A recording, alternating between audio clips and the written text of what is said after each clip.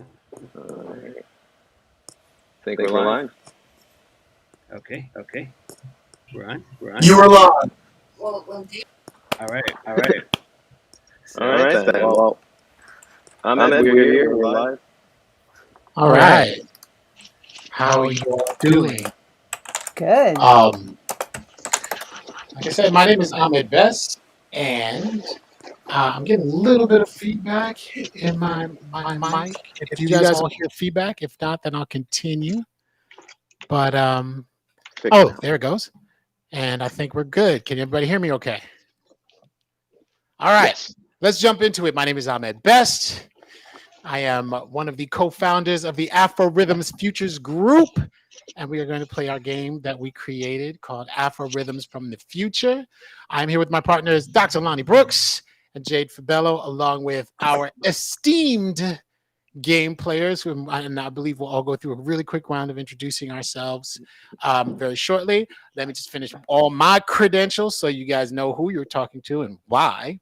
Like I said, I'm co-founder of the Afro-Rhythm Futures group.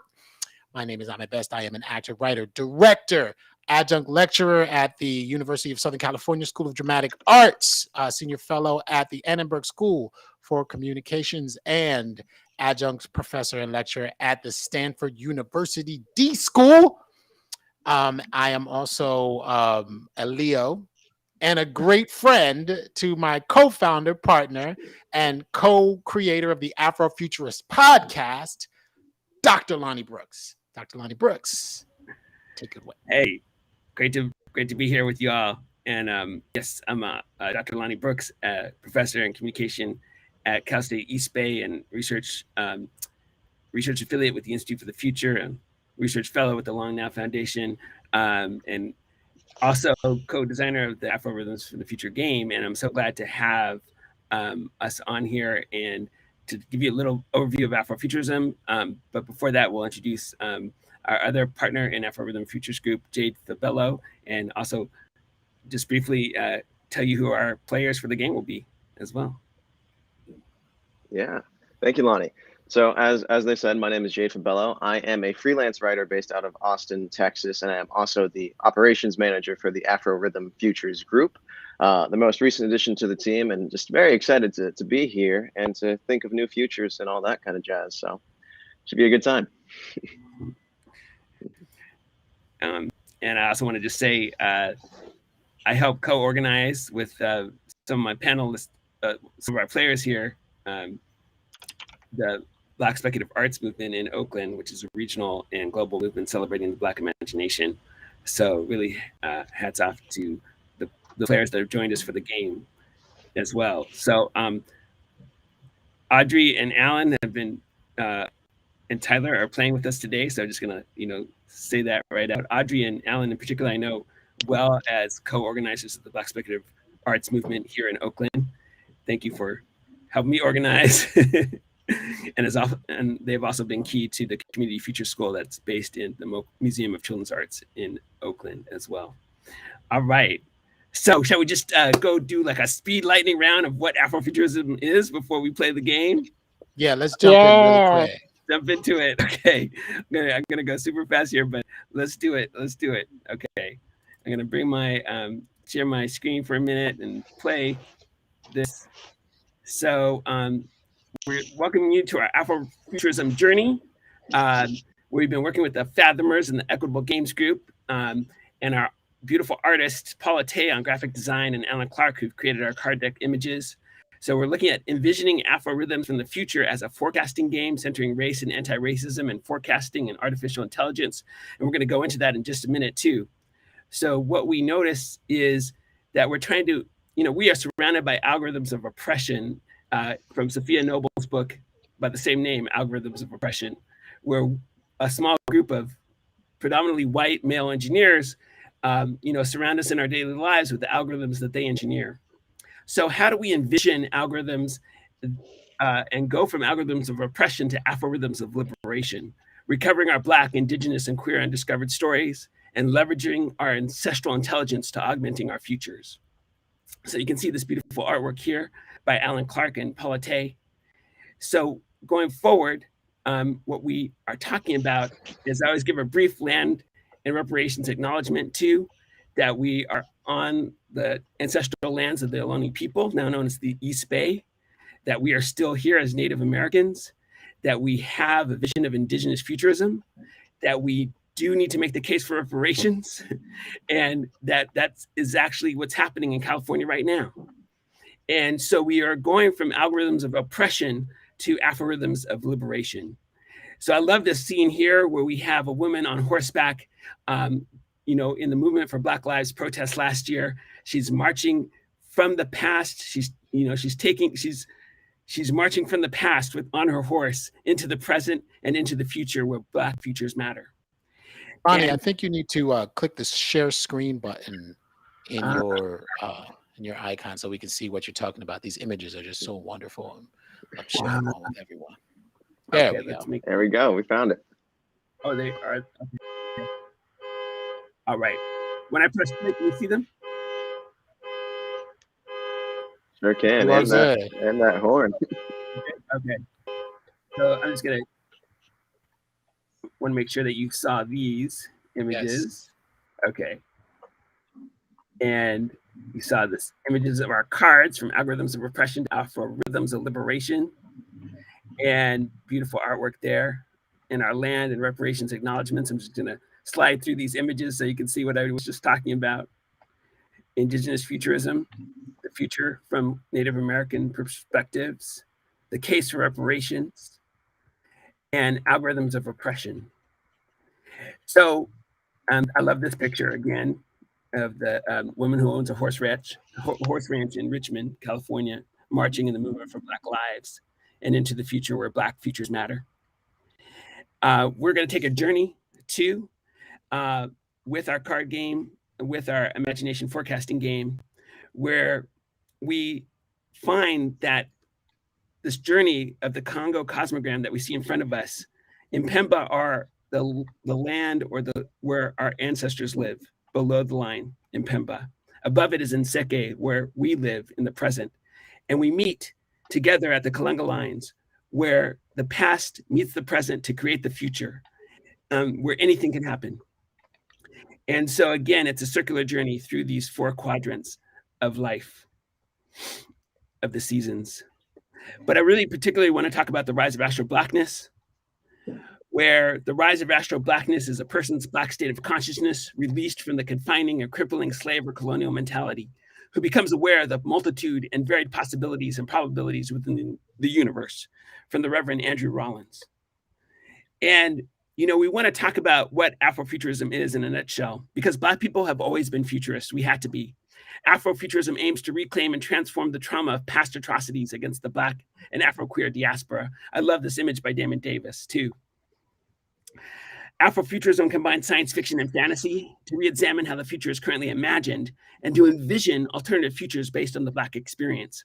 So imagine of the Middle Passage where millions of Africans were kidnapped and taken from our home planet in West Africa. And with the latest in bondage and surveillance technologies taken across the vast interstellar sea, the Atlantic, to the Americas, an alien planet where they could be killed for speaking their language, playing their music, even eating their food, and celebrating their religions. So what they had to do was they had to go underground. They had to take Christian hymnals and transform them into spirituals that scholars call sonic utopias, what Amos White and myself call the real vibranium, visions of liberation. Shout out to Amos there. And Marvel Studios, you know, really understanding that our vibranium is our spirituals. These spirituals then turn into jazz and house music and rap and hip hop and become part of every genre on the planet. You know, just the tip of the iceberg of what the Black experience offers in terms of gifts and innovation to the planet. So again, I'm going to stop there, but it's a cultural worldview for interrogating Eurocentric motifs. How do we see alternatives to the future through the lens of Afrofuturism? Let's play the game. All right, sounds good. In order for us to play the game, we have to meet our game players.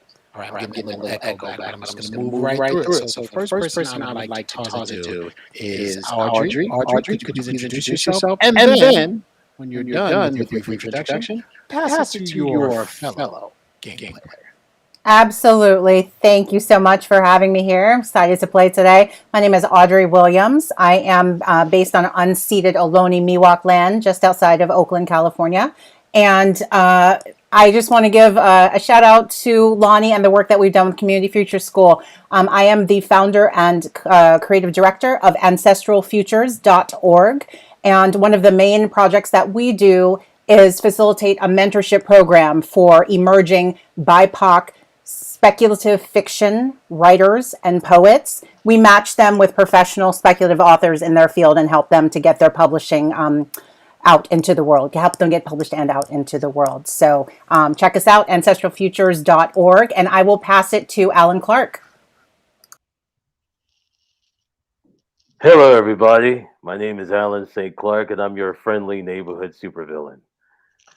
I am here to hopefully bring a little bit of chaos and mayhem to our little enterprise of criminal mindsets that we have here. Thank you all, and I keep mine short, and I would like to pass on the mic to who is the other person?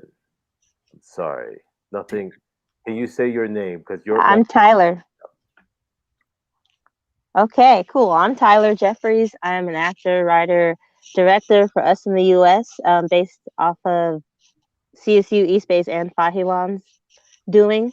I'm also a fitness coach, and I'm excited to be here too. We're actually directing a show called What Had Happened Was, and we're working on The Future, Part 3. So this kind of like is great research and inspiring. I'm excited. Thank you, Tyler. Thank you, Alan. Thank you, Audrey. Alan, we understand sometimes the supervillain mask gets in the way of completely identifying the person that you were about to talk to. So just keep spreading chaos.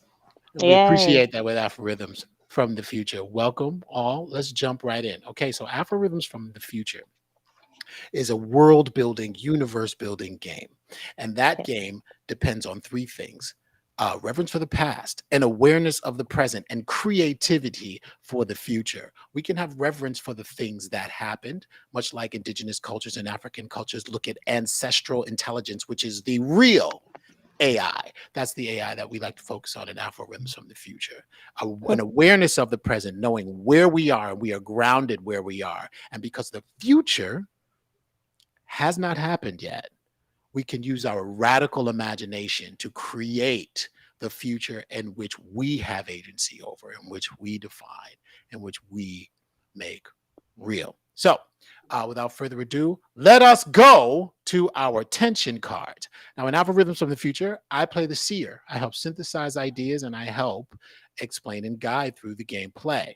Dr. Lonnie Brooks plays our librarian. He knows all things Afrofuturist and is able to give context to the things in which we are talking about.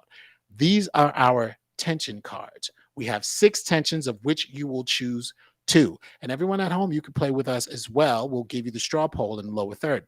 So, Dr. Lonnie Brooks, can you please briefly tell us what we mean at the Afro-Rithms Futures Group by tensions in Afro-Rithms from the Future? Yeah, by tensions, we are looking at what type of tension will we have in the future, more or less of that tension. So, for instance, will we have more or less spiritual or spirituality in the future? What will the future look like with more or less spirituality, or more or less social justice? Or what will the future look like with more or less tribalism? Or what will the future look like with more or less magic, or more or less queer, or more or less African innovation? So think of tension as something that we'll have in the future, but how much of it will we have? And what will it look like? So as an awareness of the present, what are the 2 tensions that move you all today?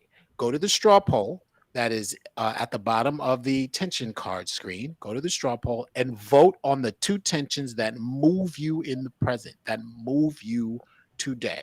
Once we decide on those 2 tensions, we will define those 2 tensions, create a world, and build things in the world, right? Afro-Rithms from the Future really is about launching yourself out of this universe, launching yourself out of this reality, and creating a brand new reality based on Afrofuturism and indigenous thought, design, and ideas. So in the straw poll, go and vote. And the two tensions, can you make that a little bit bigger? My eyes are not what they used to be. More or less spiritual and more or less social justice are the top two right now. We are going to close the voting because we don't have a lot of time to play.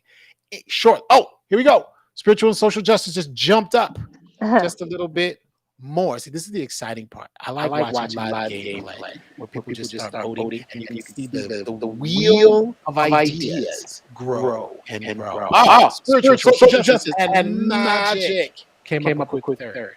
Magic is always popular. We like magic is They're tied. intrinsic in Afro-Rhythms from the future and indigenous and African spirituality culture.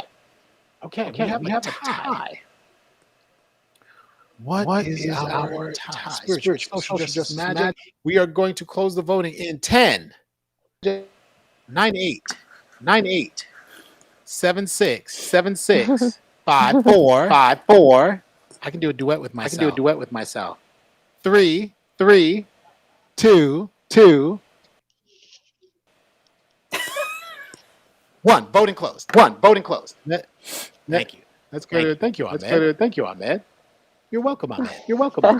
All right. Let's go to the two tensions that have we chose. The two tensions that we chose are spiritual and social justice. Yes, real quick, for everyone aside from Mark two, Ahmed, can you make sure you're muted if we're not talking at the very moment? Thank you very much. So yes, please mute when you're not talking. I will call on you to talk, but unless you want to hear me have a duet with myself, which would be very entertaining, we'll throw ourselves on mute. Okay, spiritual and social justice. Let us go to our game board, Dr. Lonnie and Jade. Okay, so this is our universe, right? The universe that exists between 1 through 5. 5 being the most possible, 1 being the least possible. We are going to define social justice and spiritual, and then we are going to vote on where to put our world, right? This is a game about democratizing the future. So in a democracy, a true democracy, we each get a say, we each get a vote, and then we figure out what we all want to do in the aggregate and place our world in our universe. So let us define social justice. I'm going to go to Tyler first. What does social justice mean to you? Social justice means that everyone is doing their part, especially the people who have the most authority and the most physical power or monetary power, however, is doing their part to make sure that they're doing right by a system of justice, like just doing the right thing for the good of as many people as they can, And how would you including define themselves. justice? How would you define justice? What is a system of justice to you today? A system of justice to me today. That's hard. A system of justice would be like maybe a family household, I like and that. yeah, and say like one kid just went and told the other kid to go steal mom's candy bar, and they knew it was wrong, but they did it anyway. So maybe the kid that stole the candy bar gets in trouble, but so does the other kid who lured him in, especially if they're older, you know? Right. So They equal both have the thought. consequence. Yeah, something, yeah. Equal consequence, like a family household. Equal consequence. That's a good way to put it. Yeah, that's beautiful. Audrey, what is social justice? I would say social justice is finding ways to bring equity to those who have been historically marginalized. God, equity to the historical marginalized. When you say equity, what do you mean by equity? Do you mean financial equity? Do you mean social equity? What is equity in your point of view? Access to the resources that we all humans need to thrive. Yes, absolutely. The ability to realize without oppression. Alan, supervillain. Alan, social justice. What does that mean to you? I guess it's more so of a collective legal system that is defined by the community that assesses how one should be redeemed and how can they bring balance to a damaged system that they may have caused harm to. Hmm. How would a community bring damage to a balanced system? What would have to be inherent in that system in order to repair the damage? I think in that case it will have to be agreed upon democratically. That system may shift and change due to the viewpoints of the parties that have suffered damage or danger from the harm that has been inflicted by those within the community. I think that's Justice a can only be fantastic done by the definition. people. Yes, changing system to mitigate damage and ensure balance. I think that's a wonderful definition of social justice. So I'm going to stay with you. What is spiritual, Alan? What does spiritual mean to you? So I think that might be, I like to consider the genome of imagination. Spiritual is imagination. I think Fantastic. spirituality is it basically the what is available to the imagination for fuel and how can we manage what may be the stimuli of an outside world and how do we create systems internally to at best manage the outside existence. Awesome. That's fantastic. Tyler, what does spiritual mean to you?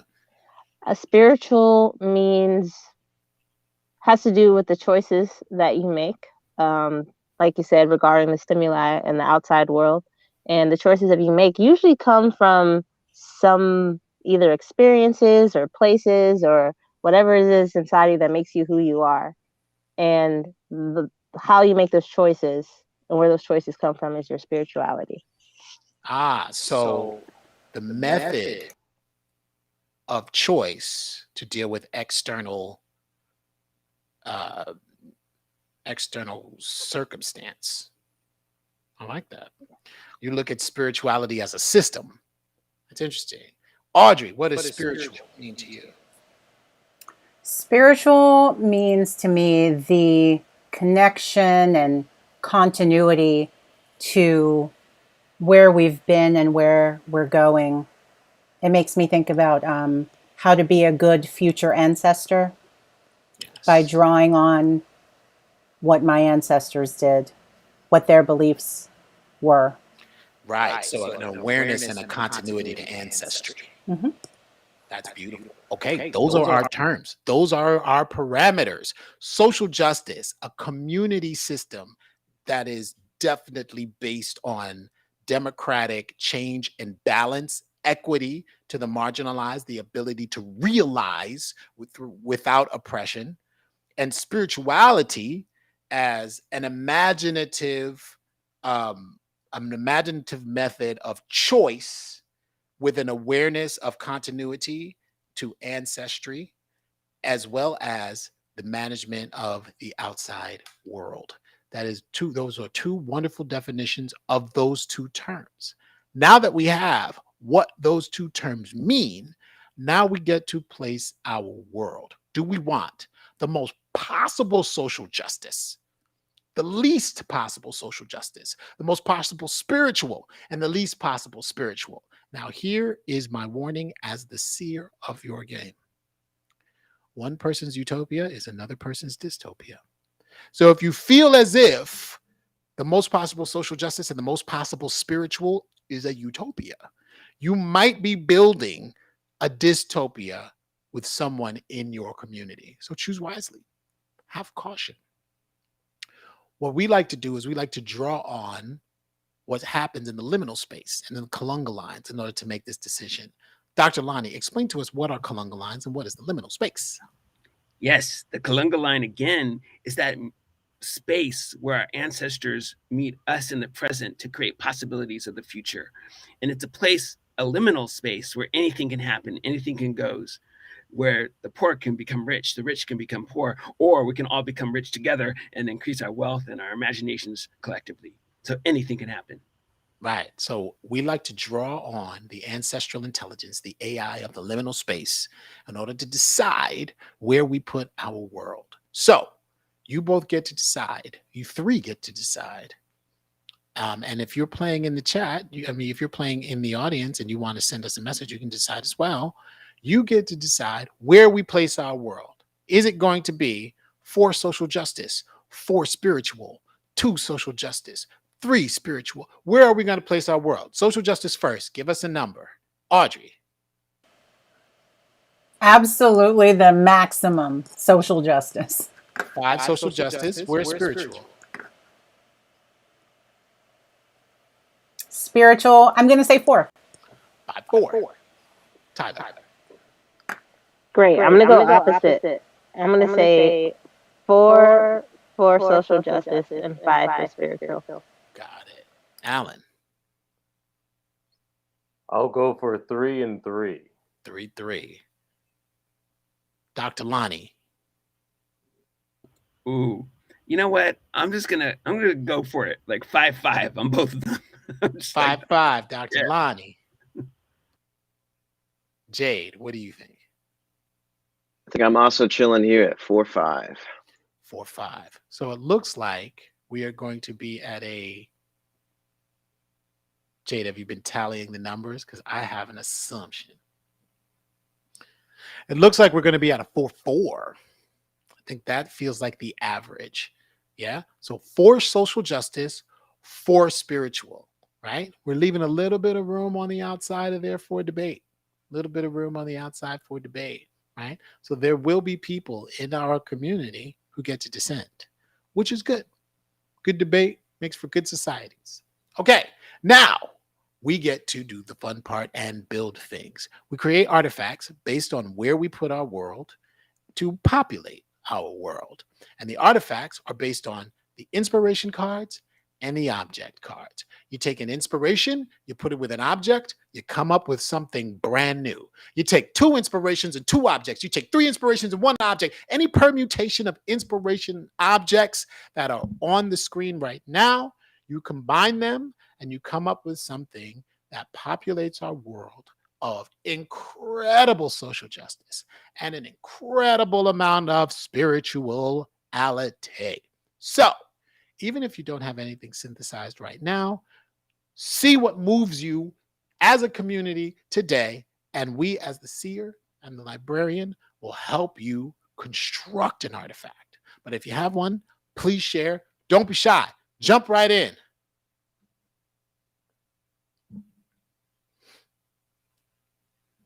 Both Alan and Audrey, you played the game before. So you know how to build artifacts. What are you thinking, Audrey? I have a thought, but I feel like it's anti-helpful. No. I got one. No wrong answers. Okay, so what I was thinking about climate change refugees. I was thinking about people that live on islands that are at sea level, and the sea levels are rising. So we need to immigrate them onto a mainland somewhere. And I was coupling that with decolonizing and thinking, wow, so wherever they land, won't they be wanting to plant their typical native agriculture? Like, won't they be colonizing wherever they go? So, yeah, sort of antithetical thought there. Sorry. But decolonizing doesn't necessarily have to mean, when we talk about colonization, we're talking about imposing your way of life on a culture that doesn't want it. True. Right? That's true. So if you have climate change refugees that decolonize, what object do you think would help decolonize climate change refugees in order to build a world or populate a world with an artifact of a lot of social justice and a lot of spirituality? I'm having a hard time imagining an object that can do all that. All right, so look at the map, the public park, and a library. What object speaks to you today out of those 3? Well, they're going to need a map. They're going to need somewhere to land. I love it. So decolonizing climate change refugee map. What could this map, with a great deal amount of social justice and a great deal amount of spirituality, what kind of map is it? Is it a map on paper? Is it a map in your mind? Is it a map of light? What is this map? Map just means direction. right? Map just means a place to show direction. So, what kind of map is this? What is it made of?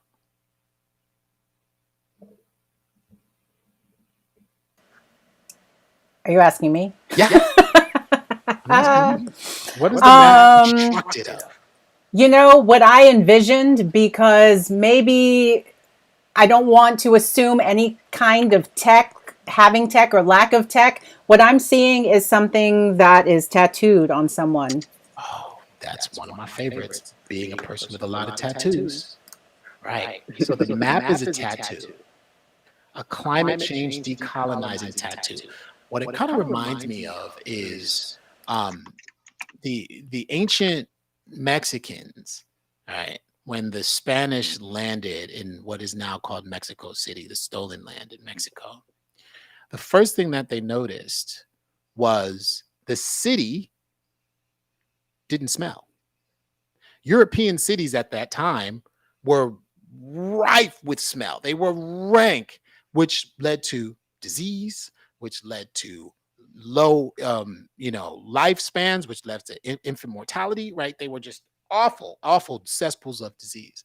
But the native people of Mexico, which were now called the Aztecs, their cities didn't smell because they composted their waste. They were already recycling everything, right? They didn't think of throwing things away, right? They were in consort with the land, right? So a climate change refugee could be someone whose land is in need of recycling, right? And so what if this map, right, constantly is a story like Maui from Moana, which is a superhero movie. Nobody can tell me anything otherwise, right? But Maui, right, like a map that appears on your skin when you are threatening the climate and threatening the colonization of a species of land, plant life, right, that you might destroy. And the map shows you the way out, right? The map shows you what you need to do in order to rectify your problems. How about that? Right, an anti-harm tattoo map. It's like as soon as the planet, because this planet is in tune to us, it's incredibly spiritual, right? So the planet will start talking to us, and the group of people who start harming the planet, right, who could create these climate change refugees, who create this colonization, right, and the imposition of your will and your way of life on something that does not want it, right? As soon as the planet feels that, you create this social justice anti-harm tattoo. How about that? About that. That's a pretty good artifact. Well done. Well done, Audrey. I love that. I love that. Tyler, what you got? What are you feeling? Okay, so I'm gonna go with decolonization as well, with new modes of sensing, and I'm gonna choose that it is at a public park, but the public park is really like an obstacle course training ground to develop this new mode of sensing. You can't just be, can't just have it. You got to train for it. Right on. So you can maybe get the map. No, I don't know, but that's what I got. Yeah, it's like a decolonization parkour sense park, right? Yeah, and the new modes of sensing would be from that spiritual 4-level, high 4-tierness that you could only get from the training. Will the new mode of sensing be the same for everyone? Yes, it would be the same. I mean, everyone will have different stats of their I can't see. I wear glasses, So there's different levels to it, but everybody can gain some access to it. Right on. So do you get like the different powers like the X-Men, or does everybody get like for a certain amount of time, everybody gets like vision? Right. Everybody can communicate with Gaia. Everybody can communicate spiritually with the world around us if they get the training for it. It's all the same. Just like when you see something, somebody might see a color, but you're still seeing. So it's even biological. It comes from the endocrine system that we already have. And so we haven't been able to train for it because we live in this place that doesn't allow us to. So now with decolonization, we can train to get this sixth sense, if you will. Perfect. I love it. The Gaia Training Park. Great. Great job, Jade. That's wonderful. Beautiful, beautiful artifact. Alan, what are you thinking? That was wonderful. I love both of those. The anti-harm tattoo, the Gaia Training Park. Alan, what are you thinking about for an artifact? Can I get decolonization, climate change refugees, and libraries for 300 Lavar, Mr. Burns? You got it. And please, in the form of a question. Oh, okay. Thank you. What is decolonization, climate change refugees, and libraries for 300? That is correct. I'm thinking we're going to have to create an arc to preserve the damages that will happen when large swaths of people end up alongside of the extinction event that's happening on the planet. Nice. So right now we're starting to notice many native people, many of them being the last survivors of a genocide, tribes with one person left standing. Yes. Survivors of genocide being the sole survivor of a language. It's Krypton and Superman all over again. Yeah. So we're going to need a library that can sustain that as part of the imaginative genome that comes along with spirituality. And when it comes to high spirituality events, they come through a state of chaos. So as we exist in a 4 to 5 spiritual event, I think that is high activity of chaos, meaning there is a high activity of extinction events. And so we're going to have to create a arc that both is a physical, digital, and any form of technologies where you can imprint this on DNA. So when we come back to this secular, journey of time, we could come back to this, and we may actually have more chances of uncovering people of a deep, deep past. We can learn from what we made a mistake with Atlantis theoretically. The theory of Atlantis, or the metaphor of Atlantis, that we lost a lot of knowledge. We lost a lot of knowledge with the Library of Alexander. We lost a lot of things because we didn't create a lot of acts of preservation.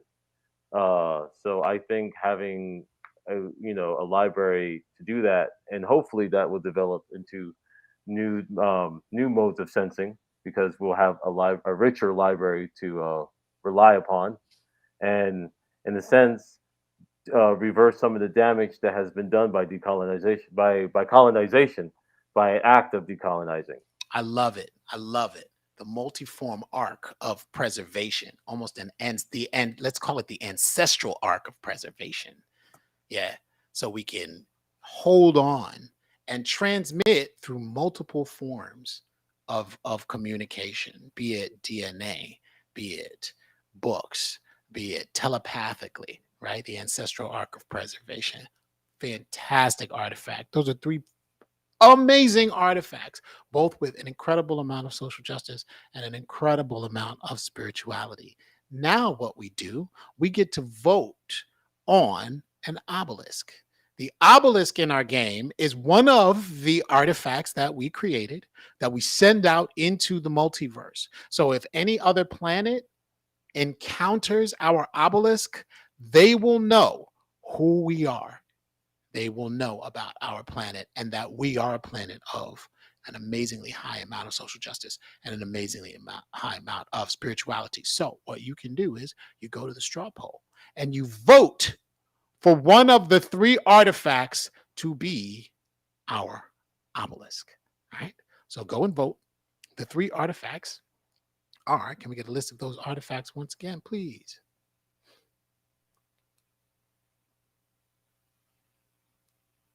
Nice. Vote on the artifact. It is the anti-harm tattoo, the Gaia Training Park, and the ancestral arc of preservation. The voting is now Boom! And there it is. Oh, we have a tie, a three-way tie. We are going to need someone. Oh, all of a sudden the library, the ancestral arc of preservation, took over half of the voting. All right, decolonization map, the anti-harm tattoo, and the Gaia Training Park. Oh, and just like that, the Gaia Training Park and the library are now neck and neck with the anti-harm tattoo, running a very close third. We are going to close the voting shortly. So vote. If you have not voted, vote now. And we might need a librarian to break the tie. Voting is going to close in 10, 9, 8, 7, 6, 5. We are looking for that refresh. 4. Who's voting? 3.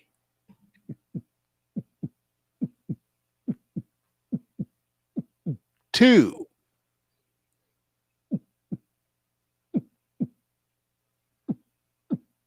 1. Voting is now closed. Our obelisk that we send out into the multiverse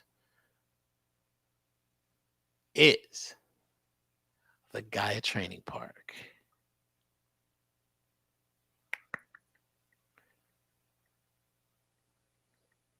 Boom! Decolonization, new modes of sensing in public park, the Gaia Training Park, Tyler. That is your artifact.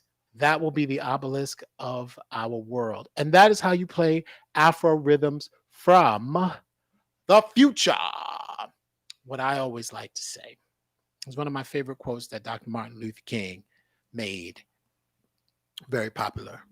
And Dr. Martin Luther King is one of my favorite futurists. And he has a statement that says, the aftermath of nonviolence is the beloved community. The aftermath of nonviolence is the beloved community. And you can see that far. You can see that far into the future towards the aftermath of nonviolence to see the beloved community. What Afro-Rithms from the Future is a tool to help create that beloved community. Everyone thinks about DEI, diversity, equity, and inclusion, as something that you have to do in order to keep the Black folks happy, right? That's not what we want from diversity, equity, inclusion. But what you are actually doing by not having a diverse, not having an equitable environment or equitable system, is you are cutting yourself off from innovation. Diversity, equity, and inclusion is an innovation generator. It is an engine that moves you into the future through the experience of people of whom you have no idea their experiences are. They expand your ideas, they widen your imagination, and they can radically change the face of any system that we are put in. Diversity is an innovation engine. Afro-Rithms from the Future is a tool to create the future in which we democratize and have agency over. That's why we made the game. Dr. Lonnie Brooks, any closing words? Yes, I just want to say, it's like a kinetic energy field where we can unleash our imaginations that help to heal ourselves and heal others and create that beloved community that Ahmed is talking about. So I just, really thinking of how do we go from algorithms of oppression to Afro-Rithms of liberation that help augment our futures collectively. And I just want to thank our panelists for being here too, for Jade Fabello, helping behind the scenes to help all this come together. And thank you, Afro-COMICCON, and the Black Speculative Arts movement that always inspires us as well. So just thanks to you all. I'm just like, I'm blown away by your imaginations and and what you were thinking about. So love it. Let's put it into practice. Jade, any closing words? Yeah, absolutely. I was actually, I've been feeling rather inspired today because earlier today I saw a story out of Shreveport, Louisiana, where they're having trouble with a bunch of fights in a local high school. And what they found to be the solution was a group of community members of some 40 odd local dads. They just came to the school, volunteered in shifts, and just kind of solved the problem and made people just a nicer, more friendly environment. Everyone got along, and it just really uplifted the community by doing that kind of work internally. And it just things like that and gameplay like this where we can just kind of think of these new solutions to these problems that exist that really makes it all worthwhile, you know, that we don't have to just the idea that there are solutions out there that aren't just these harmful things or we're not actually addressing the core of the problem. So yeah, I'm just grateful to be here at Afro-COMICCON alongside a bunch of people who are endeavoring to explore such futures. So yeah. Thank you, Jade. Thank you, Afro-COMICCON. Thank you, Audrey. Thank you, Tyler. Thank you, Alan, for being our fantastic game players today. Let's go create the future in which we have agency. Let's make a democratized future. Thank you all very much and have a beautiful, beautiful weekend.